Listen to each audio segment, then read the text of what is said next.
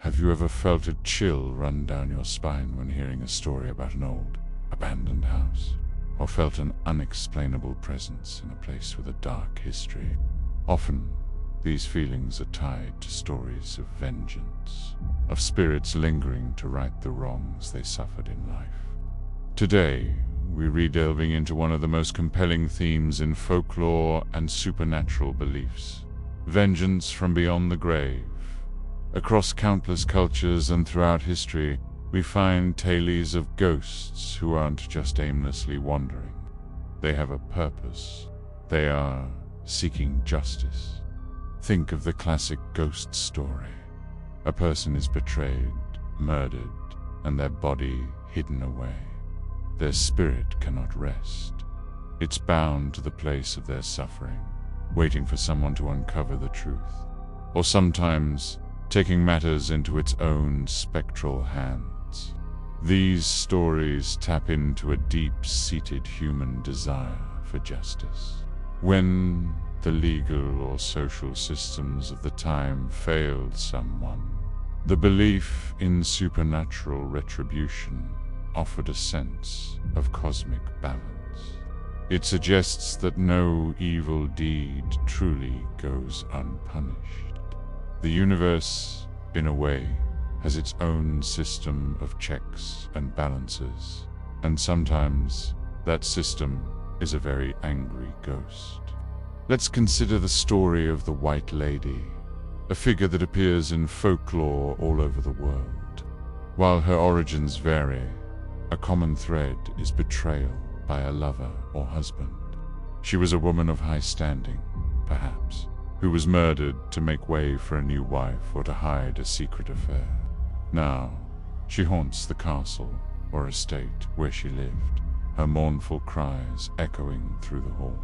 In some versions, she is a sorrowful, passive figure, but in others, she is an agent of vengeance, bringing misfortune or even death to those who wronged her, or to men who remind her of her betrayal.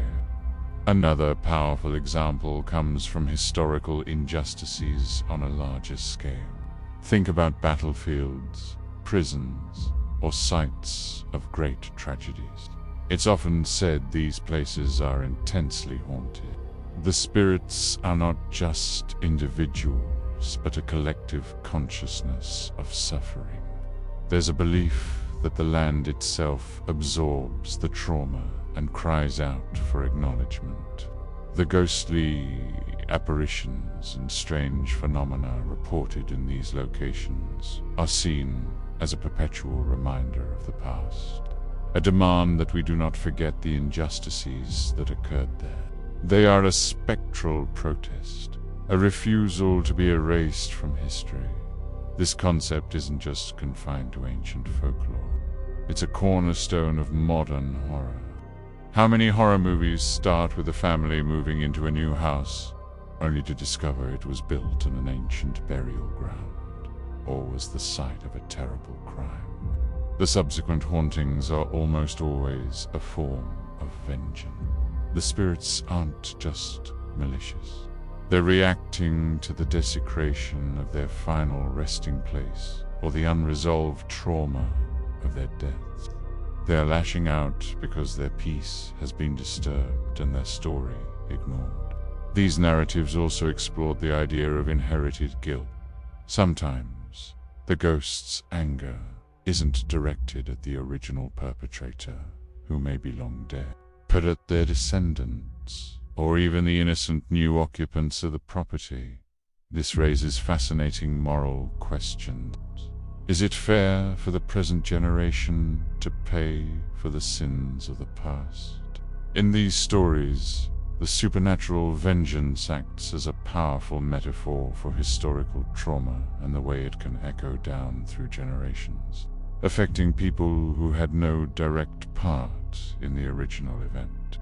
The haunting becomes a symbol for a collective responsibility to acknowledge and atone for past wrongs.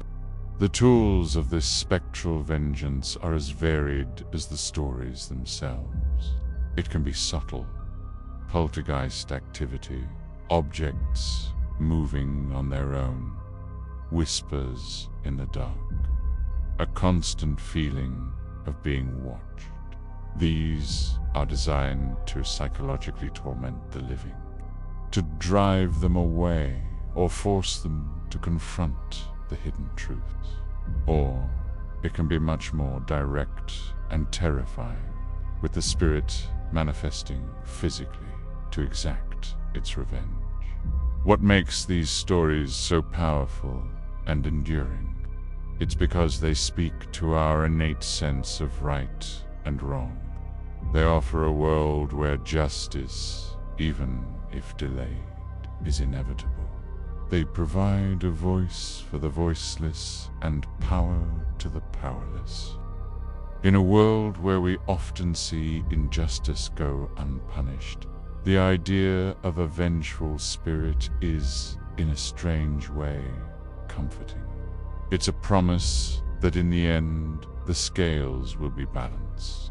So, the next time you hear a floorboard creak in an old building or feel a sudden cold spot, take a moment. Don't just dismiss it. Think about the history of the place. What stories might the walls tell if they could speak?